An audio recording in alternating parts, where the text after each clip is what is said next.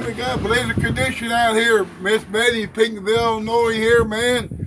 This wind tonight we'll get 3-6 inches of snow. It's about 36 degrees, dropping to 17 degrees tonight. And man, the snow's gonna drift, could drift 3, 4, 5 foot. And man, this is a sign of time. Donald Trump's making a great speech today on TV. Build that wall. And we're going to have a super moon Sunday night. No sign from God. 2 years Donald Trump's presidency, right there halfway in his president term. And total lunar eclipse. And boy, it's cold out here today. So have a good day. Greetings from Pinckneyville there. We got a blizzard in Pinckneyville, Betty. And let's go to Dairy Queen, get a blizzard in a blizzard, Betty. I love you. Have a good day. This is Southern Illinois' snowstorm.